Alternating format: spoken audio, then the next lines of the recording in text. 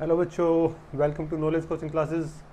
भाई आज हम 10th क्लास चैप्टर 6 ट्राइंगल्स करने जा रहे हैं। तो पहले एक बार जान लेते हैं ट्राइंगल क्या होता है, कितने टाइप का है, इसकी प्रॉपर्टीज़ के बारे में थोड़ा सा जान लेते हैं। देखो, जैसे हमें पहले से पता है ट्राइंगल क्या होता है, ऐसी शेप जिसकी 3 साइड होती है।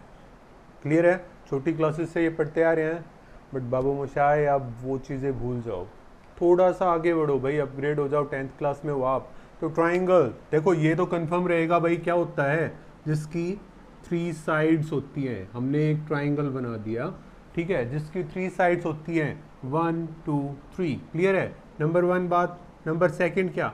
जिसके 3 एंगल्स हों, ठीक है, 1 2 एंड 3।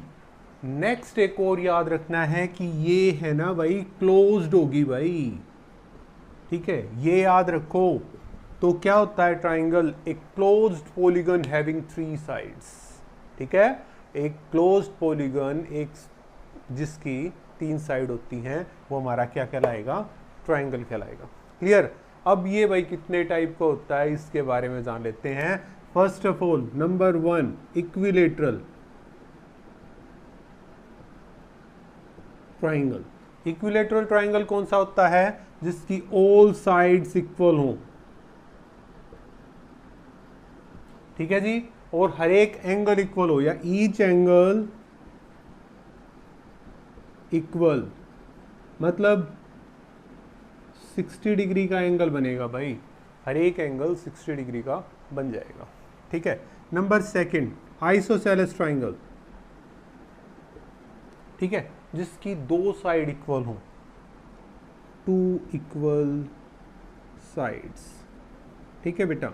तो इसके अंदर कोई ज़रूरी नहीं है कि आपका 60 डिग्री का एंगल बनता होगा, तो जिसकी 2 साइड्स इक्वल हो वो हमारा आइसोसेलेस। नंबर 3 है स्केलेन ट्राइंगल। भाई स्केलेन ट्राइंगल कौन सा होता है? None of the sides are equal. भाई कोई भी साइड इक्वल ना हो, ठीक है, वो हमारा कौन सा हो जाएगा? Scalene triangle. नंबर 4 मान लेते हैं कि भाई यहां पे आ जाएगा आपका right angle triangle. Right angled triangle, ठीक है, क्या हो? 1 एंगल क्या? 90 डिग्री का। भाई एक एंगल 90 डिग्री का हो, वो हमारा राइट एंगल ट्राइंगल हो जाता है। फिर आप कह सकते हो 5वें नंबर पे acute triangle, each angle less than 90 degree, ठीक है। फिर है 6 पे ऑब्ट्यूस ट्राइंगल, 1 एंगल भाई बड़ा हो, किसते 90 डिग्री से बड़ा अगर एक एंगल आ जाएगा तो वो हमारा ऑब्ट्यूस हो जाएगा, ठीक है। एक काम की चीज और याद रखनी है, angle sum property of triangle. भाई सभी एंगल्स का जोड़ कितने का होगा? 180 डिग्री का। एक ट्राइंगल के सभी एंगल्स का सम कितना होता है? 180 डिग्री होता है। क्लियर है बेटा? तो ये छोटी मोटी बातें हैं जो कि आपको याद रखनी है। अभी इस पे ही आगे पढ़ेंगे, हम बीपीटी के बारे में पढ़ेंगे, हम सिमिलरिटी के बारे में पढ़ेंगे। 9th क्लास में हमने कॉन्ग्रुएंसी के बारे में पढ़ा था, उसके बारे में भी थोड़ा सा जानेंगे। इसको नोट करो भाई।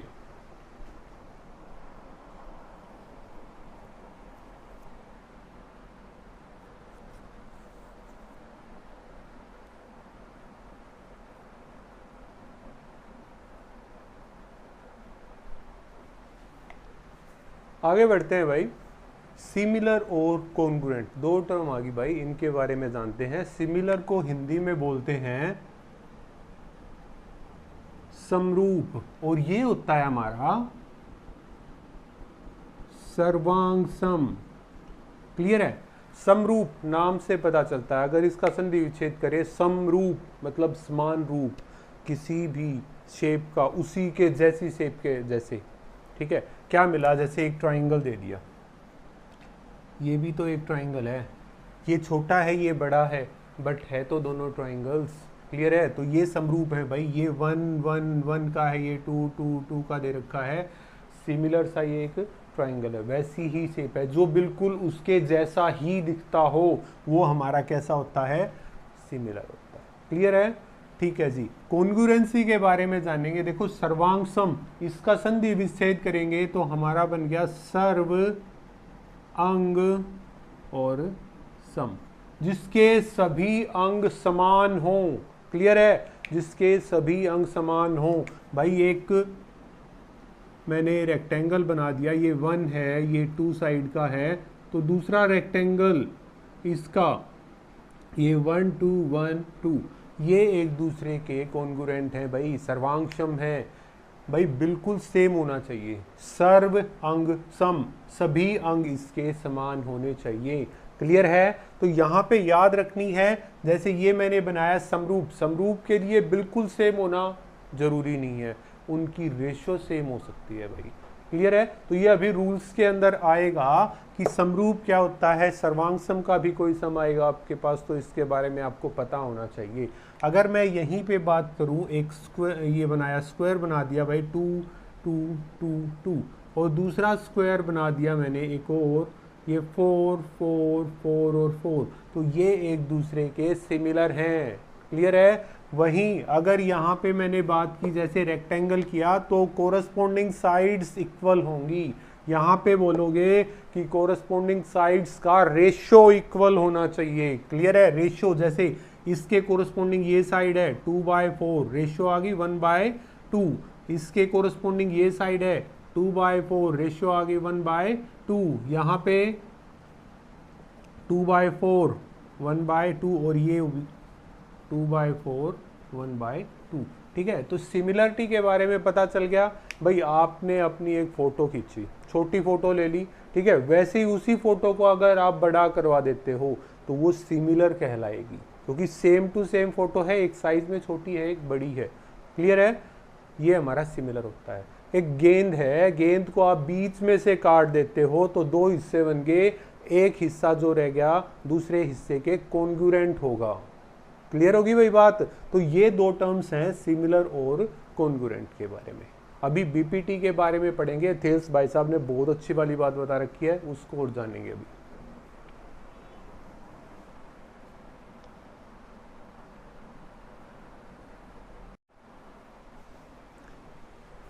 भाई नेक्स्ट टर्म आ गई हमारी बीपीटी। तो एक भाई साहब रहे हैं थेल्स, उन्होंने अपनी एक थ्योरम दी है जिसको हम बीपीटी बोलते हैं। बीपीटी बोले तो बेसिक प्रोपोर्शनैलिटी थ्योरम। ठीक है? क्या कहती है इसके बारे में जानते हैं। भाई ये एक ट्राइंगल बना लिया हमने, नेमिंग कर दी इसकी ए बी और सी। ठीक है?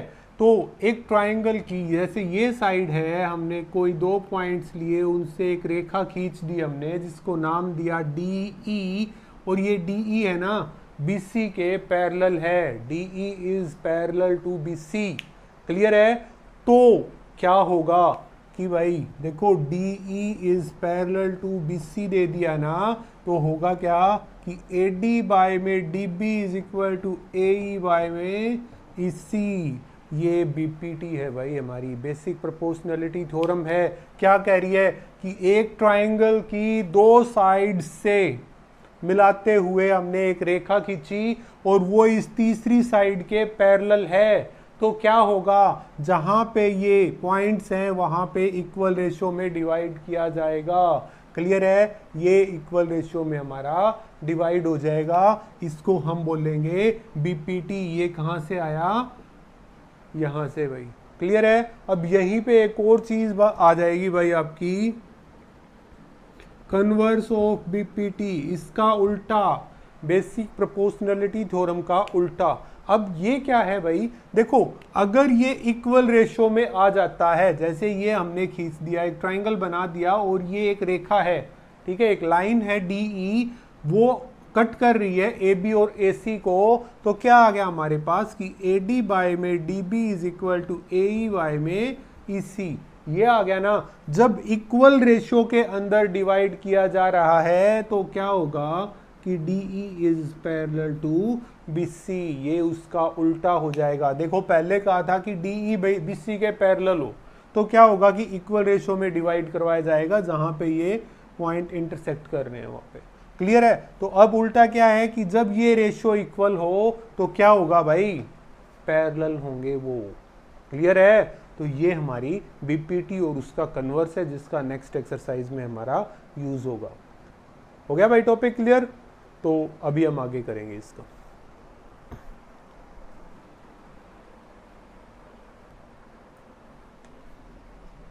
तो वही बढ़ते हैं 6.1 नंबर एक्सरसाइज की ओर।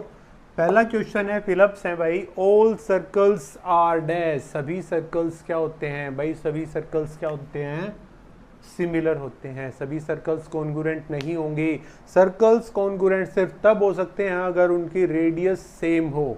क्लियर है? अगर रेडियस सेम होगी तो वो कॉन्ग्रुएंट हैं, अदरवाइज वो सिमिलर कहलाएंगे।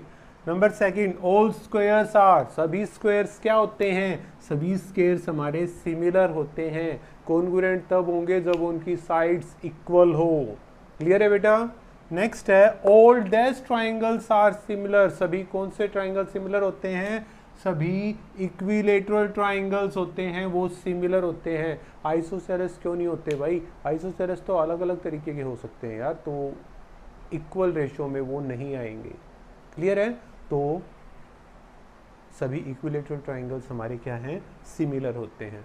नेक्स्ट है, two polygons of same number of sides are similar if, अब ये बहुत काम की बात आ गई है भाई, आगे 6.3 नंबर एक्सरसाइज में इसका यूज हो जाना है कि दो पॉलीगन्स हैं, उनकी साइड सेम हैं भाई, जितनी एक में 5 साइड है तो दूसरे में भी 5 साइड है, तो क्या होना चाहिए, देयर कोरस्पोंडिंग एंगल्स आर, उसके कोरस्पोंडिंग, भाई एंगल्स की बात आ जाए तो आप इक्वल कहोगे कि उसके कोरस्पोंडिंग एंगल्स इक्वल हों। Number second, corresponding sides are proportional, ठीक है, इक्वल प्रोपोर्शन में हो। भाई अभी थोड़ी देर पहले बताया था इक्वल प्रोपोर्शन कैसे था, तो वो इक्वल प्रोपोर्शन में सेम रेशियो के अंदर होने चाहिए, तभी वो एक दूसरे के सिमिलर हो सकते हैं। क्लियर है? तो फर्स्ट पार्ट खत्म हो गया यहां से।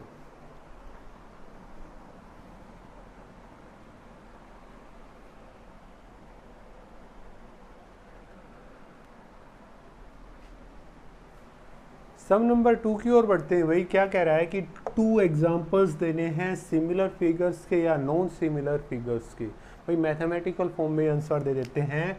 भाई देखो, सिमिलर, ये एक सर्कल और ये एक बड़े वाला सर्कल, भाई क्लियर है, ये क्या है, सिमिलर है। ठीक है, नंबर 1 हो गया। नंबर 2 करोगे, ये एक स्क्वायर, ठीक है, ए साइड है, जैसे ये इसके लिए आर रेडियस कर दो भाई, इसके लिए बड़ा आर मान सकते हो।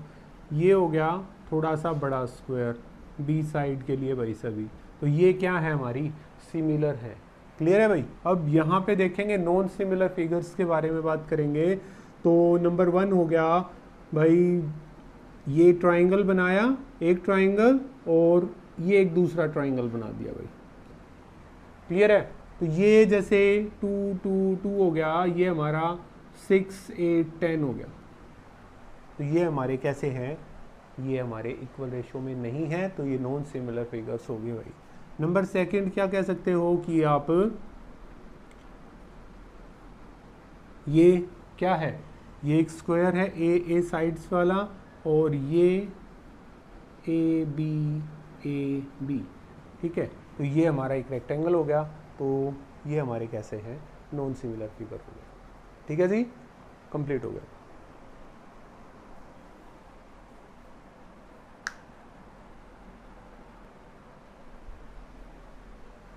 सम नंबर 3 क्या कह रहा है, स्टेट वेदर सिमिलर और नोट, बताना है कि ये दो शेप्स होती हैं सिमिलर हैं या नहीं है। क्लियर है? देखो बेटा, अगर रेशो की बात करते हैं 1.5 और 3, तो 1/2 का रेशो आ गया। अगर हम कर रहे हैं 1.5/3 तो 1/2, इसके लिए करोगे तो भी 1/2 आएगा, इन दोनों का करोगे तो भी 1/2, इन दोनों का करोगे तो भी 1/2। तो क्या ये एक दूसरे के सिमिलर हैं? भाई आप कहोगी सर आपने तो बताया था अगर इक्वल रेशो में हो तो सिमिलर होते हैं। भाई यहाँ पे एक और बात याद रखनी है, नंबर 1 क्या होगा कि कोरस्पोंडिंग एंगल्स भाई इक्वल होने चाहिए भाई। क्लियर है? एक तो ये कंडीशन होगी भाई, कोरस्पोंडिंग एंगल्स इक्वल होने चाहिए। नंबर सेकंड कंडीशन क्या होगी कि कोरस्पोंडिंग साइड्स इक्वल रेशियो में हो, ये दोनों की दोनों कंडीशन सेटिस्फाई करनी चाहिए भाई, तभी कोई दो फिगर्स होती हैं वो हमारी सिमिलर हो सकती है। क्लियर है? तो अब कोरस्पोंडिंग साइड्स तो इक्वल रेशियो में आ गई, बट ये देखो ये 90 डिग्री का एंगल बन रहा है यहाँ पे, तो क्या ये भी 90 का एंगल है क्या? नहीं है ना। तो corresponding angles are not equal, यहाँ पे इक्वल नहीं है, तो दीज आर नॉट सिमिलर भाई, ये सिमिलर नहीं होंगे। क्लियर है? तो बेटा सिमिलरिटी के बारे में समझ में आ गया होगा। दो फिगर सिमिलर तब होती हैं जब उनकी कोरस्पोंडिंग साइड्स इक्वल रेशियो में हो, और नंबर सेकंड उनके कोरस्पोंडिंग एंगल्स इक्वल हो। कोरस्पोंडिंग का मतलब समान, संगत, जैसे ये वाले, ये कोरस्पोंडिंग एंगल्स हैं भाई इसके, तो ये हमारे इक्वल होने चाहिए। दोनों कंडीशन सेटिस्फाई करेगी तभी वो फिगर्स हमारी क्या होंगी? सिमिलर कहलाएगी। ठीक है? तो 6.1 खत्म हो गया भाई, अभी आगे करेंगे 6.2।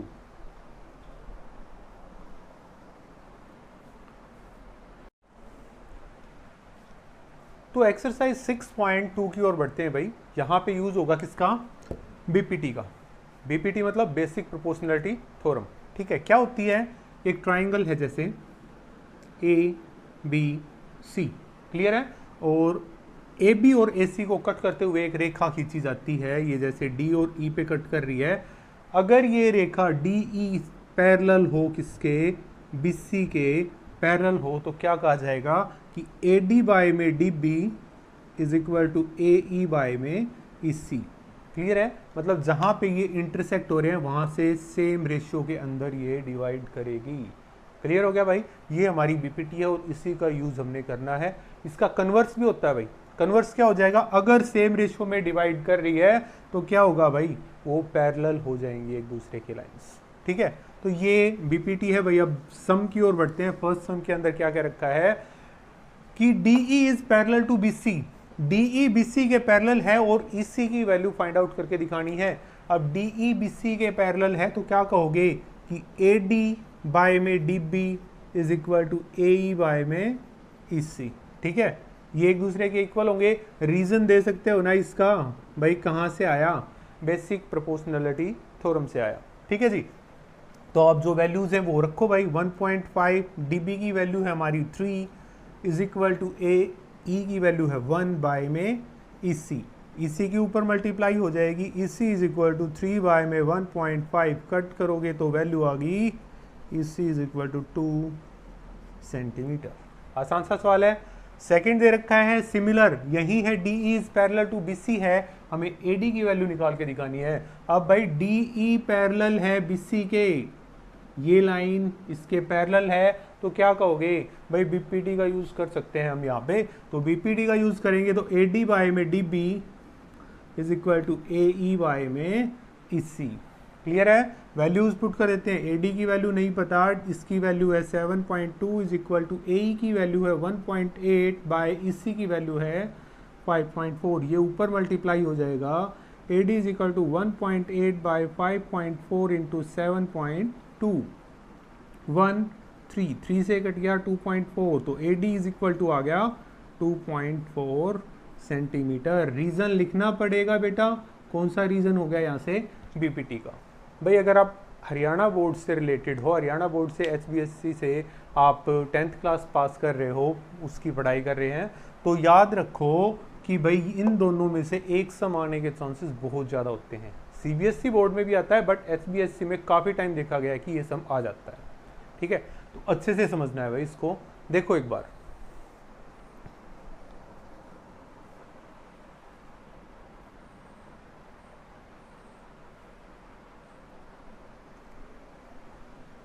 सेकंड सम की ओर बढ़ते हैं भाई कि PE, EQ, PF और FR की वैल्यू दे रखी है हमें बताना है कि EF और QR एक दूसरे के पैरेलल हैं या नहीं है। भाई देखो, ये अगर पैरेलल बताने हैं तो कंफर्म सी याद रखना कि कन्वर्स ऑफ बीपीटी होना चाहिए भाई। ठीक है? एक बार चेक करके देख लेते हैं कि क्या वो इक्वल रेशियो में है या नहीं है। कोई भी दो लाइन पैरेलल्स कब होंगी? जब इनका रेशियो सेम आ जाए। एक बार एक ट्राइंगल बनाते हैं, जैसे क्यू आर, ठीक है। और ये 2 पॉइंट हो गए भाई ई और एफ। क्लियर है? इन्होंने 3.9 दिया है ये और 3 सेंटीमीटर दे दिया इधर वाला, 3.6 ये हो गया, एफ आर हो गया 2.4, ठीक है। अगर ये पैरेलल हैं तो क्या होना चाहिए भाई कि P E by E Q is equal to P F by F R if E F is parallel to Q are.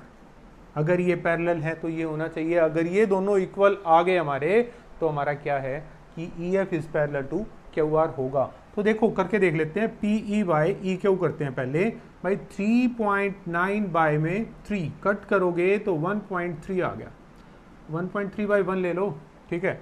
P F by में एफ आर करेंगे तो आ गया 3.6 बाय में 2.423, मतलब 3/2 अगर इसको सोल्व करोगे तो 1.5 बाय 1 मान सकते हो, ठीक है। क्या ये दोनों इक्वल हैं? नहीं है भाई। P E by E Q is not equal to P F by F R, so E F is not parallel to Q R, तो वो पैरेलल नहीं होगी भाई, रेशो इक्वल होना चाहिए, ठीक है।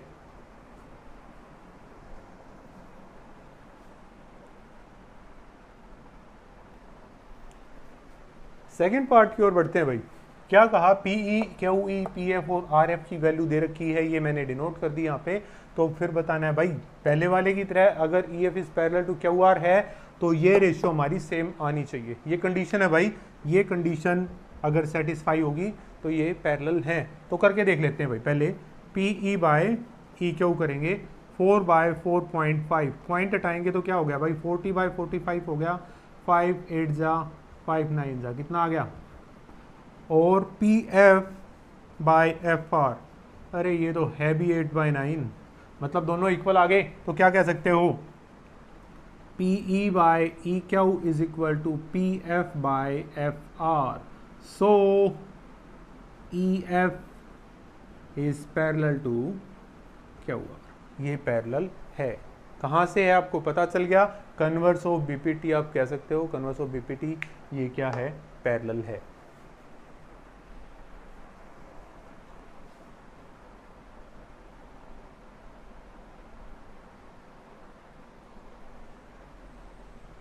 नेक्स्ट सम की ओर बढ़ते हैं भाई। थोड़ा सा डिफरेंट है, इसने कहा पी क्यू मतलब कंप्लीट दे रखी है 1.28 और पी आर कंप्लीट 2.56 है, पी ई की वैल्यू 3 है और पी एफ की वैल्यू 0.36 है, ठीक है।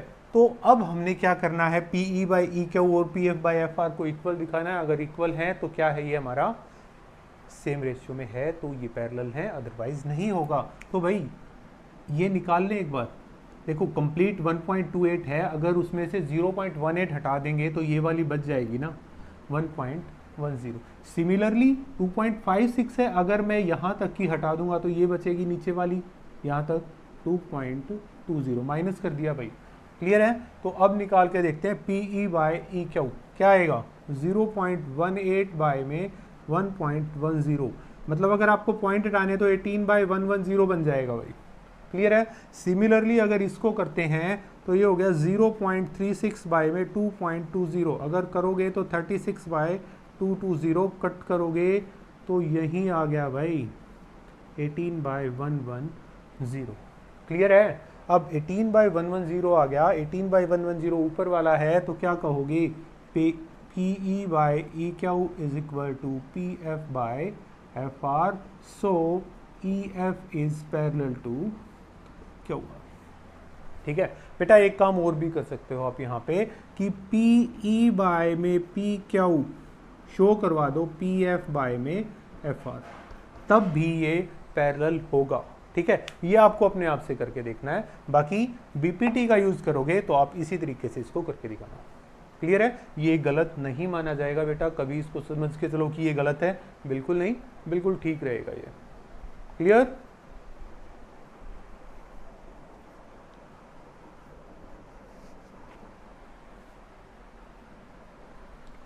आगे बढ़ते हैं भाई नेक्स्ट सम की ओर।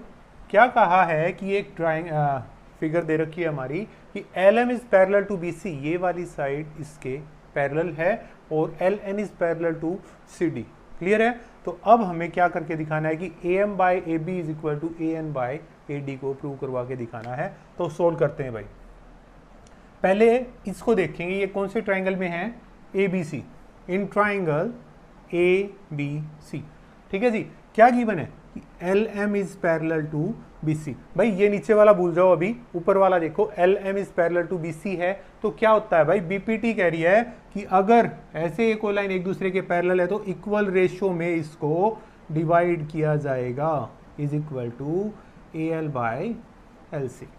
क्लियर है? कोई दिक्कत है? भाई ये हमारा कहाँ से आया? बीपीटी से आया। अब नेक्स्ट करते हैं दूसरे वाली चीज। इन ट्राइंगल कौन सा? जिसमें एल एन और सी डी है। एल एन और सी डी हमारा ए सी डी ट्राइंगल में है। क्या हो जाएगा कि A N by N D is equal to A L by L C. ठीक है, ये इक्वेशन 1 है, ये इक्वेशन 2 है, और ये भी कहाँ से आया? अपना बीपीटी से ये हमारा आ गया है। क्लियर है? बीपीटी क्या कहती है भाई? किसी ट्राइंगल में दो साइड्स को कट करते हुए कोई रेखा खींची जाती है और वो तीसरी साइड के पैरेलल होती है, तो क्या होगा? वो जहां पे इंटरसेक्ट की है रेखा, वो इक्वल रेशियो में डिवाइड करवाएगा पॉइंट। क्लियर है? तो ये हो गया यहाँ पे। अब देखो 1 और 2 में दोनों में देखेंगे तो हमारा A L by L C दोनों में है, from 1 and 2।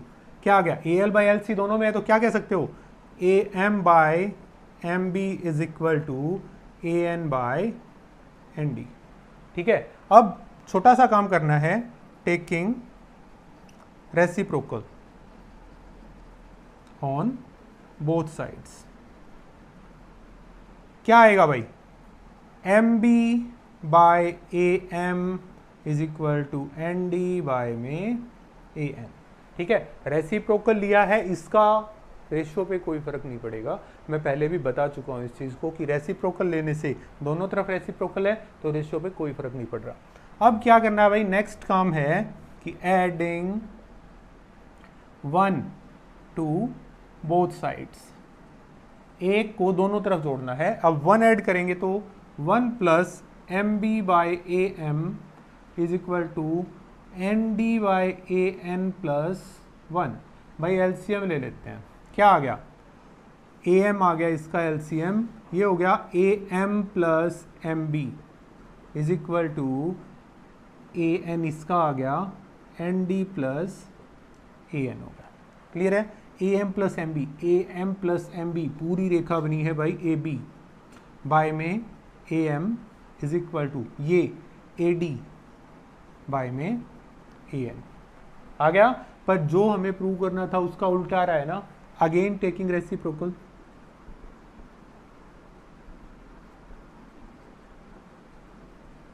On both sides. क्या आ गया? A M by A B is equal to A N by A D, और ये हमारा क्या हो जाएगा भाई? जो प्रूव करना था। ठीक है, हो गया भाई। अभी इसको एक दूसरे तरीके से और बताऊंगा, एक बार इसको नोट करो।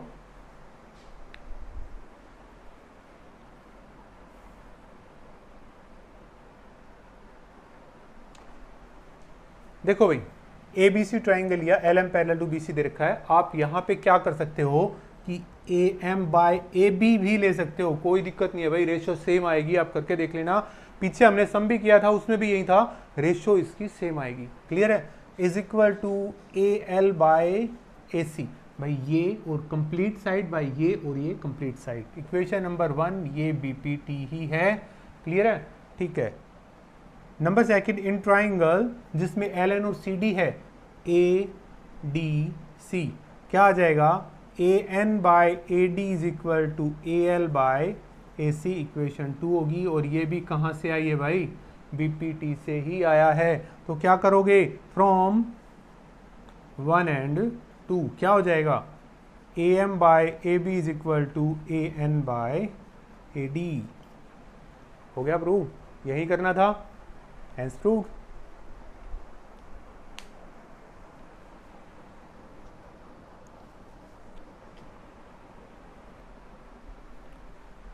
नेक्स्ट हम की ओर बढ़ते हैं भाई।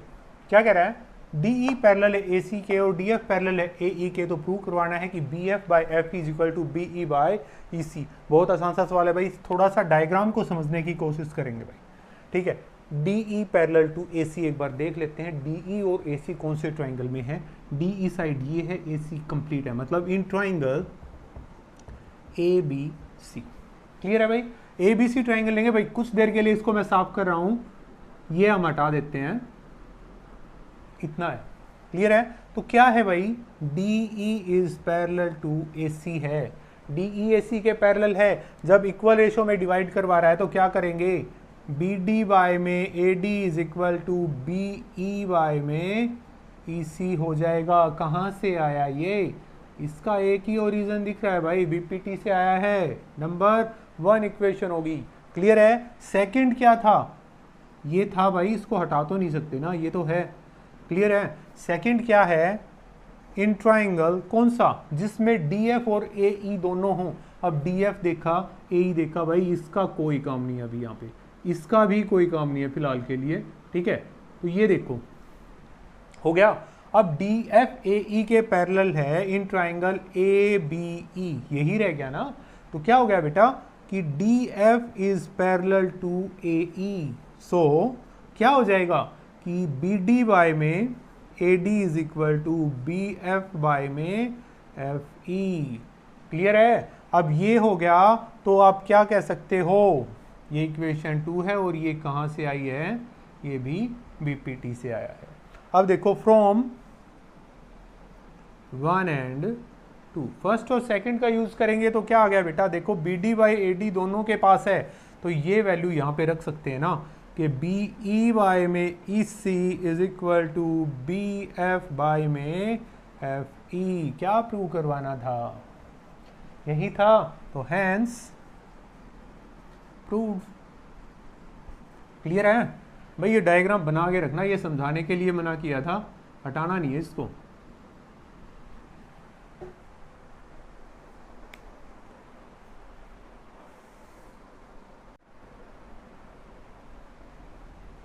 सम नंबर 5 की ओर बढ़ते हैं भाई। क्या कहा, D E parallel to O Q, मतलब ये साइड ओ क्यू के पैरेलल दे रखी है। ठीक है, और D F parallel to R, ये वाली जो साइड है ये इस ओ आर के पैरेलल दे रखी है। तो ई एफ और क्यू आर को हमने यहाँ पे पैरेलल शो करवा के दिखाना है। तो सॉल्यूशन करते हैं भाई। सबसे पहले ये देखते हैं डी ई और ओ क्यू किस ट्राइंगल में है। हमारे पास ये रहा डी ई और ये है ओ क्यू, तो ट्राइंगल कौन सा बन गया भाई, ये वाला। इन ट्राइंगल कौन सा, पी ओ क्यू। ठीक है, क्या है कि D E is parallel to O Q. So क्या कह सकते हो, जब पैरेलल साइड्स इस तरीके से दे रखी हैं तो पता चलता है भाई बीपीटी यूज में आ गया। पी डी वाई में D O is equal to P E Y में ई क्यू। ठीक है, कहाँ से आया ये, नंबर 1 इक्वेशन, और यूज हुआ है हमारा बीपीटी का। सिमिलर डी एफ और ओ आर को ले लेते हैं। इन ट्राइंगल कौन सा, डी एफ और ओ आर देखेंगे, ये डी एफ रहा भाई हमारे पास, ये ओ आर है, तो पूरा triangle P O R. Clear है, तो क्या आ जाएगा आपके पास, पी डी बाय में D O is equal to P F by में एफ आर। सेकेंड इक्वेशन कहाँ से आई भाई, वापस बीपीटी का यूज हो गया। क्लियर है, अब आगे बढ़ते हैं भाई 1 और 2 में देखते हैं। फ्रॉम 1 एंड 2, फर्स्ट और सेकंड इक्वेशन में क्या है, P D by D O दोनों के पास है, तो आप कह सकते हो P E by E Q is equal to P F by F R. Clear है बेटा, अब देखो ध्यान से देखना इस डायग्राम में, बाकी चीजें मैं खत्म कर रहा हूं, तो सिर्फ ये point P E Q F R ये लेके देखते हैं।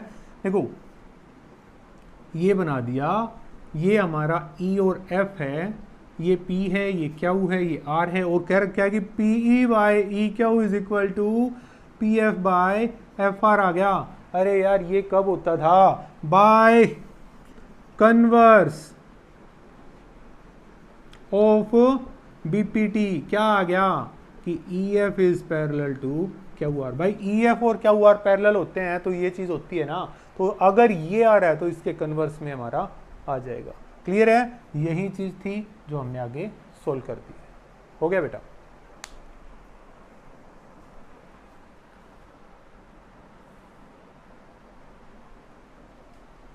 सम नंबर 6 की ओर बढ़ते हैं कि A B is parallel to P Q, A C is parallel है भाई, sorry parallel to P R, तो शो करवाना है कि B C is parallel to Q R. देखें डायग्राम में ए बी ये रहा पी क्यू के है, ए सी ये रहा पी आर के है, बी सी को क्यू आर के शो करवाना है। तो करके देखते हैं भाई क्या आएगा। देखो पहले ये देखेंगे ए बी और पी क्यू इन ट्राइंगल, कौन सा ए बी पी क्यू किसमें है भाई, ये है हमारा ट्राइंगल जिसमें ए बी और पी क्यू है। तो क्या कहोगे, पी ओ क्यू क्या है कि A B is parallel to P Q दे रखा है। अब ए बी और पी क्यू को पैरेलल दे रखा है तो P A by A O, P A by A O is equal to Q B by B O, या आप कह सकते हो ओ ए, ये कर लो भाई, ओ ए बाय में O P A is equal to O B by में बी क्यू। इक्वेशन 1 और कहाँ से आई है, ये हमारी बीपीटी से आई है। ठीक है। सिमिलरली दूसरा ट्राइंगल लेते हैं, इन ट्राइंगल जिसके अंदर ए सी और पी आर है। ए सी और पी आर देखो भाई ये रहा हमारा ए सी और पी आर, मतलब P O R, P O R triangle लेंगे तो क्या आ जाएगा भाई आपका, सिमिलर बात आ रही है कि A C is parallel to P R है, तो क्या कहोगे, O A by P A is equal to O C by C R. Equation number 2, और ये भी कहाँ से आई बेटा, आपकी बीपीटी से आ रही है। ठीक है। रीजन लिखना जरूरी है भाई, बताओगे जरूर, एग्जामिनर को पता चलना चाहिए कि आप कैसे कर रहे हो इसको, कौन सा रूल यहाँ पे आपने यूज किया है। ठीक है। अब फ्रॉम 1 एंड 2 पहली और दूसरी इक्वेशन का यूज करेंगे तो क्या आएगा भाई, P A O A by P A, O A by P A दोनों के पास कॉमन है, तो इसकी वैल्यू है ये, यहाँ पे रख देंगे O B by B Q is equal to O C by C R. अब देखो यही चीज ढूंढ के देखते हैं कहाँ पे है भाई, O B B Q O C C are.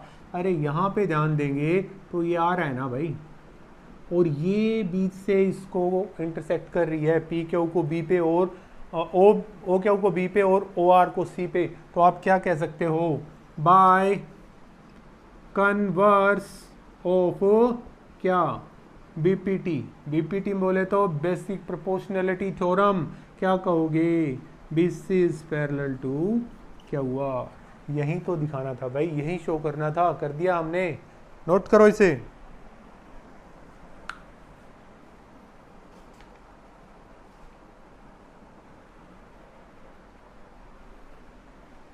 Some number 7 की ओर बढ़ते हैं, बहुत ही इंपॉर्टेंट और आसान सा सवाल है भाई। Using theorem 6.1 prove that a line drawn through the mid point of one side of triangle parallel to another side bisect the third side. क्या है एक बार देखो, समझने की कोशिश करते हैं कि एक ट्राइंगल है कोई, हमने ले लिया, इसका नाम दिया ए बी सी, क्लियर है। अब यहाँ पे एक साइड का मिड पॉइंट हमने डी ले लिया, D is mid point of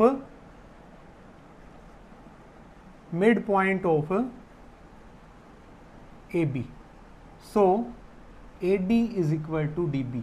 अब मिड पॉइंट का काम क्या है भाई, बीच में है, वो दोनों तरफ इक्वल डिवाइड करेगा ना, क्लियर है। तो सबसे पहली चीज जो गिवन थी वो इनकी यही थी, mid point of one side, ये हमारी गिवन में आ गई है भाई, A D is equal to D B. अब नेक्स्ट पढ़ते हैं पैरेलल टू अनदर साइड। अब यहां से पैरेलल है, यहां से एक साइड के पैरेलल एक लाइन खींच दी जो ई पे कट कर रही है, मतलब डी ई, ये नंबर 1 हो गया। नंबर 2 क्या है कि D E is parallel to B C, ये भी दे दिया भाई, यहां तक हो गया पैरेलल टू अनदर साइड। अब जो है वो प्रूव करना है bisect the third side, to prove. अब टू प्रूव करना है, बाइसेक्ट करने का तात्पर्य क्या होता है भाई कि E is mid point of A C, ठीक है। टू प्रूव क्या करवा सकते हो कि E is mid point of A C, और भाई A E is equal to E C. अरे मिड पॉइंट का यही तो काम होता है, क्या करता है भाई, मिड पॉइंट दो इक्वल पार्ट्स में डिवाइड करवा देता है। A is equal to E C prove करवा दो, आपका सवाल कंप्लीट हो जाएगा। तो सोल्व करते हैं भाई इसको। क्या देखो, D E is parallel to B C है, डी ई बी सी के पैरेलल है, तो ये पूरे ट्राइंगल में, triangle A B C D E is parallel to B C. और भाई जहां पे आपको ऐसी कोई कंडीशन दिखी तो थेल्स भाई साहब याद आ गए, बीपीटी याद आ गई हमारी। कर देते हैं भाई बीपीटी के बारे में। ए डी वाई में D B is equal to A E Y में इसी, और ये कहां से आया है भाई, ये हमारा बीपीटी से आ गया। क्लियर है? अब बीपीटी से आ गया, बट एक बात तो रहेगी यार, बात क्या है कि A D is equal to D B है, A D is equal to D B है, तो जहां पे आपका ए डी है वहां पे डी बी रख सकते हैं, या जहां पे डी बी है वहां पे ए डी रख सकते हैं। सो ए डी की जगह पे डी बी रख दिया, डी बी बाय में D B is equal to A E by में इसी, इससे कट गया, आ गया 1 is equal to A E by में इसी, और ये नीचे डिवाइड में है, दूसरी तरफ जाके मल्टीप्लाई में हो गया। क्या प्रूव करना था भाई, A E is equal to इसी। अब ये दोनों इक्वल हैं तो कह सकते हैं ना, so E is mid point of क्या, ए सी। हो गया भाई, बाइसेक्ट होने लग रहा है ना, ठीक है, hence proved.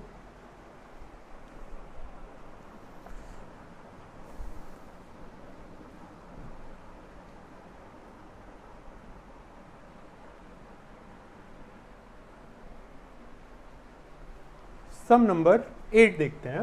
Prove that line joining mid point of any two sides of triangle is parallel to third side. बिल्कुल वैसा ही सम है भाई, थोड़ा सा डिफरेंट हो गया। एक ट्राइंगल है, ठीक है जी, ये है ए बी सी। इसने कहा कि नहीं दो साइड्स के मिड पॉइंट को मिलाते हुए कोई रेखा खींची जाती है। भाई हम इसको डी कह दें, इसको ई, और ये हो गया। क्या किया भाई, गिवन में पहले किया कि D is mid point, let कर लेते हैं D is mid point of A B.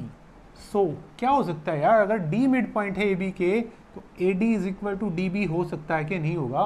अब मिड पॉइंट का काम तो यही है ना कि दो इक्वल पार्ट्स में डिवाइड करवा दे, तो ये करवा दिया भाई।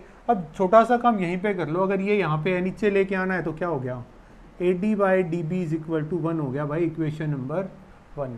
अब वापस करना चाहो बन जाएगा भाई, ये ऊपर मल्टीप्लाई सेम टू सेम आ गया, ठीक है। नेक्स्ट देखो, let E, E is mid point of A C. अब ई को मिड पॉइंट मान लिया ए सी का, तो क्या है भाई, ई मिड पॉइंट ए सी का है, तो क्या हो जाएगा आपके पास कि A E is equal to E C. ये नीचे आएगा तो A E by E C is equal to 1, equation number 2 होगी भाई। अब प्रूव क्या करवाना है, टू प्रूव। भाई प्रूव क्या करवाना है, देखो लाइन ज्वाइनिंग मिड पॉइंट, ये जो मिड पॉइंट्स को ज्वाइन करते हुए लाइन है, is parallel to third side, मतलब D E is parallel to B C, ये प्रूव करवाना है। अब ये प्रूव करवाना है तो कैसे होगा, अब सॉल्यूशन करते हैं भाई। In triangle A B C from equation 1 and 2, भाई हमने पहले बना ली थी ना 1 और 2, तो क्या आ गया, देखो इसके पास भी 1 है, इसके पास भी 1, दोनों की रेशो 1 के इक्वल है, तो ये शायद आपस में भी इक्वल आनी चाहिए। तो क्या कह सकते हो कि A D by D B is equal to A E Y में ई सी। अरे यार ये कब होता था, जब ये आ गया तो क्या होना चाहिए भाई, बाय कन्वर्स ऑफ बीपीटी क्या आ जाएगा, D is parallel to B C. भाई एक बात सोचो कि अगर डी ई बी सी के पैरेलल दे रखा होता तो क्या आता, D E parallel to B C, इसको ध्यान में नहीं रखना, अभी पहले यहाँ पे देखते हैं। डी ई बी सी के पैरेलल होता तो क्या होता, A D by D B A E by E C के इक्वल हो जाता। अरे यही तो था, तो मतलब इसका उल्टा भी होगा, कन्वर्स भी होगा, उसका सेम होना चाहिए, ठीक है। तो ये आया है तो उसके कन्वर्स से हमारा क्या हुआ, D E is parallel to B C, ठीक है।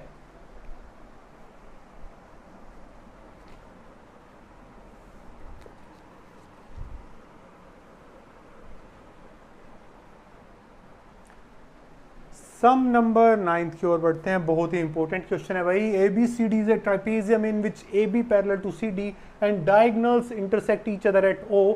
शो करवाना है ये। भाई सबसे पहले तो हमें पता होना चाहिए ट्राइपेजियम क्या होती है, जिसकी अपोजिट साइड्स का एक पेयर एक दूसरे के पैरेलल हो। भाई हमने ए बी सी डी एक ट्राइपेजियम बना दिया। Let A B C D be any trapezium. ठीक है, ये कोई ट्राइपेजियम है तो इसमें क्या है, A B is parallel to C D है। अब डायगोनल्स ओ के ऊपर कट कर रहे हैं भाई, थोड़ी सी कंस्ट्रक्शन कर लेते हैं। कंस्ट्रक्शन क्या करी, ड्रा ओ ई ड्रॉ करना है such that O E is parallel to A B. भाई ओ ई एक लाइन खींच दी हमने यहाँ पे, O E parallel to A B, और कह सकते हो कि सी डी के भी पैरेलल होगा क्योंकि ए बी और सी डी तो आपस में पैरेलल हैं, A B C D parallel हैं, और एक लाइन ए बी के या सी डी के कोई से के भी पैरेलल करेंगे तो क्या होगा कि ओ ई ए बी के भी पैरेलल होगा और ओ ई सी डी के भी पैरेलल होगा। ठीक है, अब शुरू करते हैं भाई, अब काम की चीज़ होगी हमारी शुरू। तो क्या लिया भाई, इन ट्राइंगल, अब देखो पहली चीज़ ये ले लेते हैं ओ ई और ए बी। ओ ई और ए बी जिन दो ट्राइंगल्स के बीच में है, देखो यहाँ पे है ओ ई और ये है ए बी, तो मतलब ट्राइंगल कौन सा आ गया, ए बी डी। क्लियर है, ए बी डी आ गया। तो यहाँ से आप क्या कह सकते हो भाई, बताओ।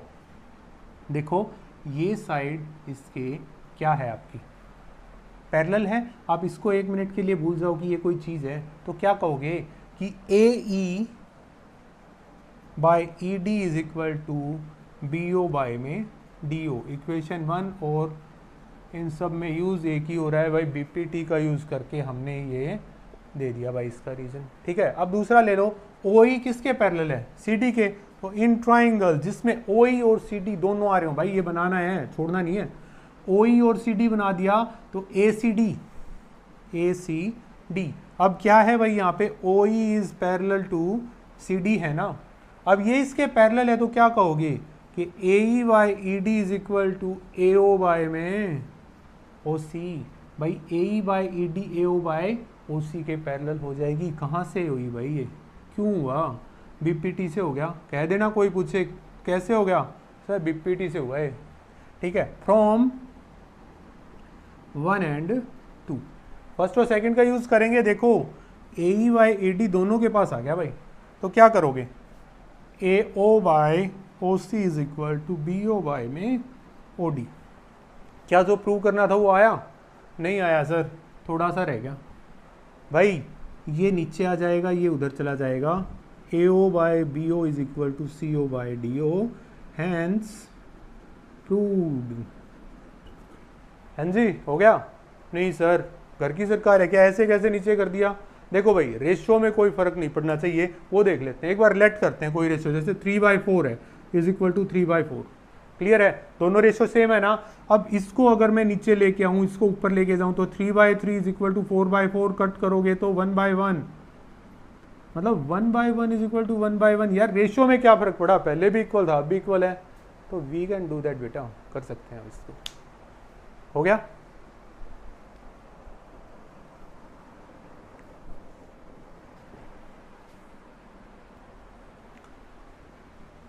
लास्ट सम की ओर बढ़ते हैं बेटा।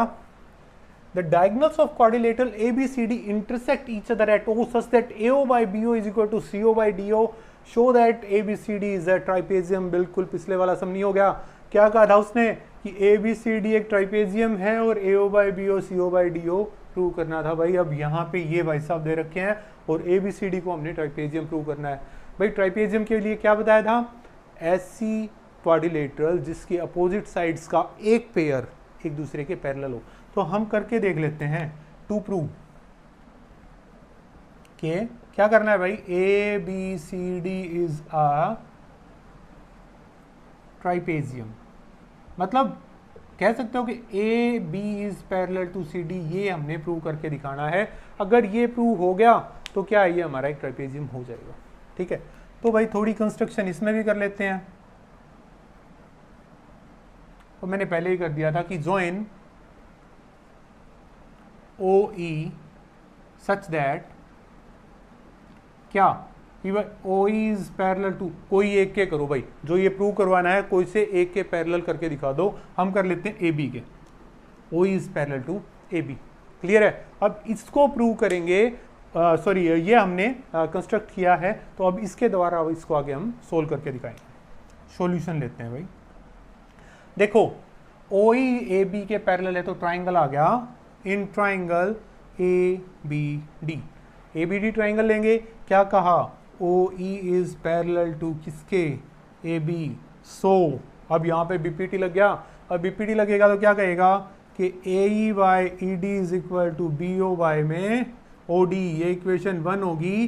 कहाँ से आई भाई, बीपीटी, बेसिक प्रोपोर्शनलिटी थ्योरम, ठीक है। तो ये हो गया हमारा। अब देखो हमारे पास दूसरी चीज तो है ही नहीं, और तुम्हारे दिमाग में आ भी सकता है सर लास्ट सम में तो हमने सी डी के भी इक्वल कहा था। भाई पिछले सम में ये गिवन था, ए बी और सी डी पैरेलल दे रखा था, बट इसमें ये प्रूव करके दिखाना है, और प्रूव करना है तो भाई हम दोनों के नहीं ले सकते। क्लियर है, दोनों के ले दिया तो फिर प्रूव क्या करेंगे, हो ही गया अपने आप से, ठीक है। तो एक के ही इक्वल लेना है। क्लियर भाई। अब यहां पे देखो A O by B O is equal to C O by D O था, but A O by B O is equal to C O by D O था, तो इसको रीअरेंज कर देंगे। रीअरेंज क्या कर सकते हो कि A O by C O is equal to B O by में डी ओ कर सकते हैं ना, ये इक्वेशन 2 मान लें। अब इस पे बीपीटी नहीं लगा भाई, हमने क्या किया, ये ऊपर कर दिया, ये नीचे कर दिया। पिछले समय जो किया था सेम बात वही यहाँ पे कर दी भाई। अब फ्रॉम 1 एंड 2 फर्स्ट और सेकंड का यूज किया तो क्या आ गया भाई हमारे पास, देखो ध्यान से कि A by E D B O by D O था, A O by O C B O by D O, ये भाई साहब दोनों के पास है, ठीक है। B O by D O दोनों के पास है, तो क्या करेंगे कि ए ई बाई में E D is equal to A O by में ओ सी, या सी ओ, एक ही बात है। क्लियर है। अब देखो ये इस ट्राइंगल में ढूंढ के देखते हैं भाई, A E by E D ये हो गया, यहाँ पे ई पॉइंट है, और ए ओ बाई में ओ सी, या 1 मिनट इसको नहीं देखते, ये नहीं है, ठीक है। अब देखो क्या पीपीटी का कन्वर्स फिर से नहीं हो गया, बाय कन्वर्स ऑफ बीपीटी, क्या आ गया हमारे पास, अगर बीपीटी का कन्वर्स हम यहाँ पे लगा रहे हैं तो क्या आ जाएगा कि O E is parallel to C D, O E C D के पैरेलल हो गया। बट यार पंगा हो गया एक तो कि O E is parallel to A B है, ओ ई तो हमने ए बी के पैरेलल लिया था, और ओ ई क्या सी डी के भी पैरेलल है। सो क्या आ गया भाई, A B is parallel to C D and A B C D is a trapezium. भाई एक्सरसाइज हमारी आज यहाँ पे खत्म हो गई है, ये सवाल हो गया। बेटा देखने में बच्चे कई बार सोचते हैं कि ये एक्सरसाइज तो भयंकर वाली है भाई, बहुत मुश्किल चीज़ है। अब क्या मुश्किल था इसमें, आ गया होगा अच्छे से समझ में। कोई प्रॉब्लम रहती है तो प्लीज़ कमेंट कर दिया करो भाई, ठीक है। कोशिश करते रहना है भाई, कोशिश करोगे मार नहीं खाओगे। याद रखो, लहरों से डरकर कभी नौका पार नहीं होती, कोशिश करने वालों की कभी हार नहीं होती। बेटा कोशिश करते रहना है। एक्सरसाइज खत्म हो गई है, पूरी वीडियो को लास्ट तक देखो, चैनल को शेयर सब्सक्राइब कर दिया करो, वीडियो को लाइक करो भाई, कमेंट भी किया करो। Thank you.